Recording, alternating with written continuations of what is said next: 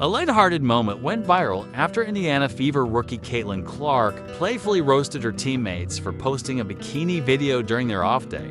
In the clip, several Fever players were seen enjoying some poolside downtime, showing off their summer looks in a fun, carefree video shared on social media. When asked about it, Clark jokingly commented on the video, teasing her teammates with playful sarcasm. She quipped something along the lines of, "They were doing the most out there, I don't even think they knew the camera was rolling." The comment was clearly all in good fun, and it sparked laughter among the team and fans on linear rather than sparking any real drama. The moment showcased team chemistry and Caitlin's witty personality, offering fans a glimpse into the locker room vibe of the Fever. It also highlighted how Caitlin, despite being under intense media scrutiny as the WNBA's most watched rookie, isn't afraid to be herself and have fun with her teammates, whether it's mid-season, off-season, or 5 minutes after a loss. Sophie stays online. It's almost like there's a camera roll in her head constantly capturing angles,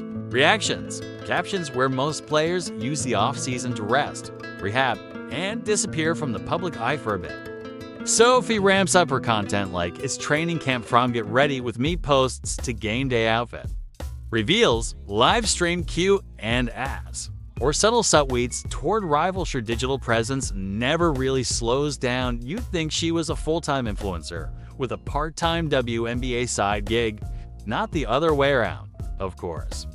The fans eat it up. She's polarizing, sure, but that's part of the appeal. Some fans love the sass, the sarcasm, the attitude. Others find it performative, even exhausting. But either way, they keep watching. And Sophie, she keeps posting "Let's talk basketball for a second" when she's locked in. Sophie Cunningham can shoot, hustle, talk trash, and change the momentum of a game with pure energy. But when she's not locked in, when the distractions are louder than the discipline, you see a player chasing moments instead of making them. There have been games where her performance barely registers, yet somehow she's trending on Twitter for something: a spicy take, a viral sound bit, a meme-worthy reaction, a dance site. Makes you wonder, is all the online energy draining her focus? Because social media, for all its power, can be a time sink, and when you live in the replies, it's hard to live in the moment. You can't train through a timeline, you can't rehab through a reel, and you can't shoot 40% from 3 if your eyes are glued to TikTok. This isn't just a Sophie problem, it's a generational one. Athletes today are expected to do more than play. They're expected to post, perform, and participate in the 24/7's content circus.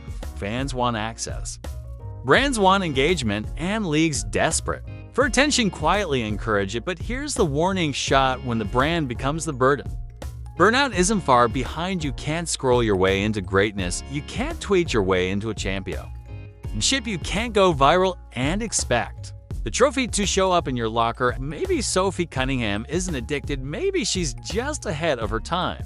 Maybe she understands the game behind the game better than most. Maybe being loud, online, and everywhere is the new blueprint. Or maybe, just maybe, she's spiraling into a digital echo chamber of her own creation, a place where likes matter more than layups and retweets feel more important than rebounds. Only time will tell if the clicks will turn into rings, or if Sophie Cunningham will be remembered more for her captions than her contributions. Something is seriously wrong in the WNBA, and Caitlin Clark is at the center of it all. The league's biggest star, the player who single-handedly brought millions of new fans to women's basketball, is being systematically targeted on the court, while officials turn a blind eye. But here's the kicker: when players and media personalities started speaking out about the obvious double standard, the league's response was deafening silence. And now, with federal investigation talks heating up and sponsors watching nervously, the whole facade is crumbling. What's really happening behind closed doors is way darker than anyone imagined. It started innocently enough. A hard foul here, a missed call there. But then the pattern became impossible to ignore.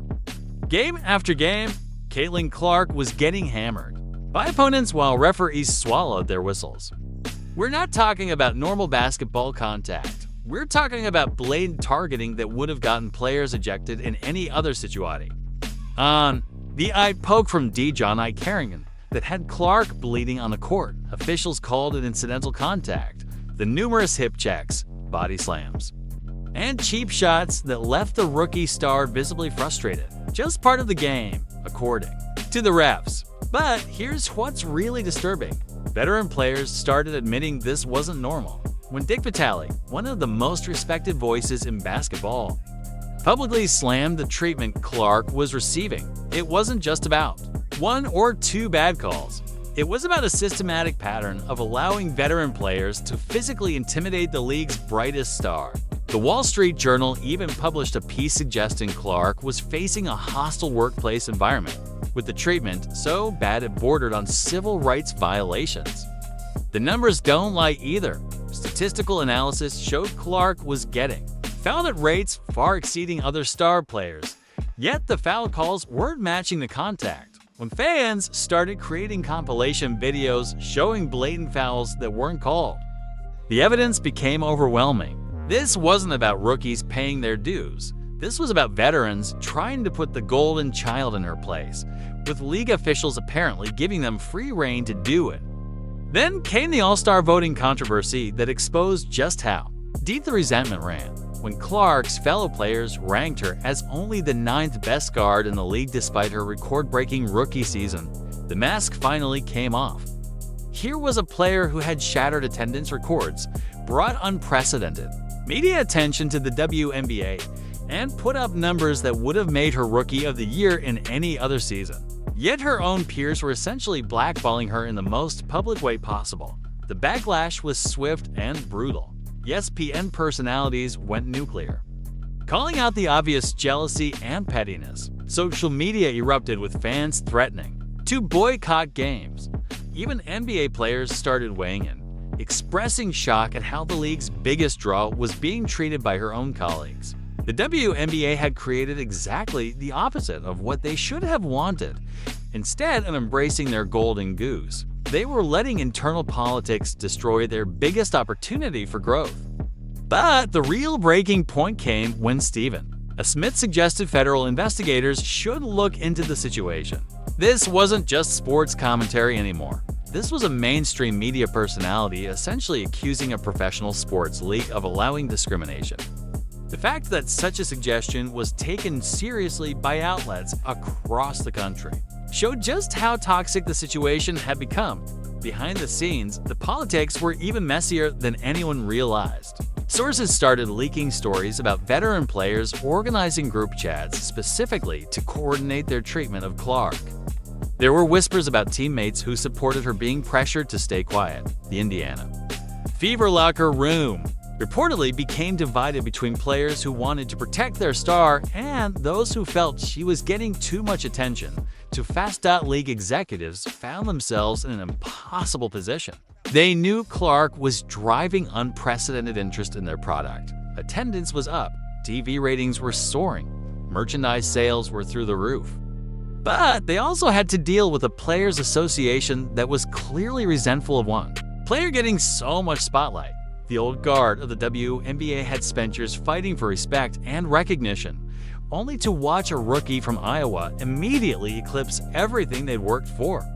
What made it worse was the racial undertones that some players introduced into the controversy. When Natasha Cloud suggested that fan outrage over hits against Clark was rooted in racism, it added another explosive element to an already volatile situation. Suddenly, defending Clark became politically charged, with some viewing criticism of her treatment as an attack on the league's predominantly black veteran players.